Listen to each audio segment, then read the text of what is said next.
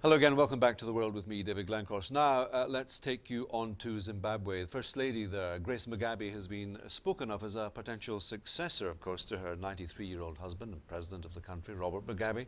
But Dr. Amai, as she is known locally, has surprised many by the speed with which she has risen in the Southern African nation's ruling ZANU-PF. Well, room has been created for her candidacy for the presidium after both Joyce Mujuru and Emmerson Mnangagwa were fired as Mugabe's vice presidents. Mnangagwa said he has left the country. Is it fair to suggest tonight, Lloyd Msipa, that Zimbabwe is on high alert? I mean, can one say that? It looks to be a very volatile situation there. Zimbabwe is at a tipping point, I can put it that way.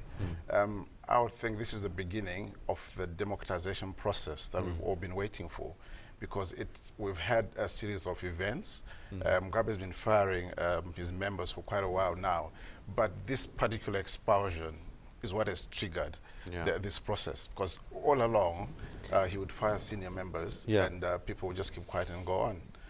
When he's fired Emmerson Mnangagwa, what is effectively done, he has radicalized ZANU-PF, both members within ZANU-PF and outside ZANU-PF, those who have been fired. For starters, Emmerson Mnangagwa, who I would like to think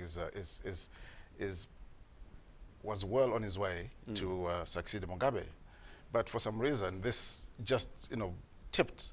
And because of that particular incident, he has a lot of sympathy around him, both internationally and locally.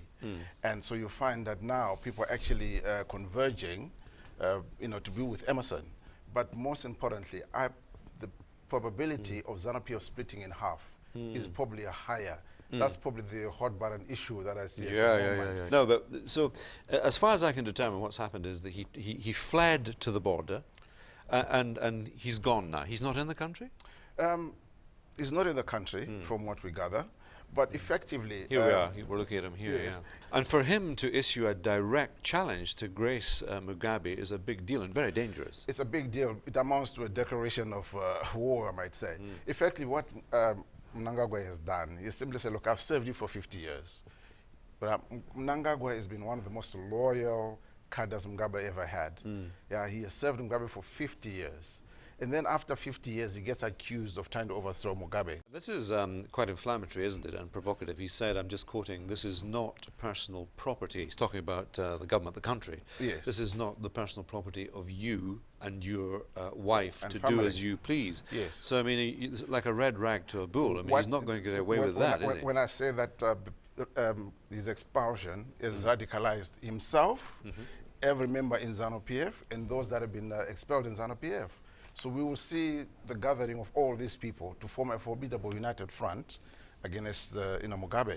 So that kind of statement would only come from a person who's been hurt. This guy has been with him, what, 50 years? So something is happening. The sentiment has changed. There's a lot of sympathy for Emmerson Mnangagwa on the ground, and I believe he's going to actually take advantage of that. The war veterans are on his side. All the other members that have been expelled in the past are also coming in. And they're saying, look, we will have to do something about this. Okay, Lloyd Msipa, thank you very much indeed to come in and talk to us tonight. You're welcome.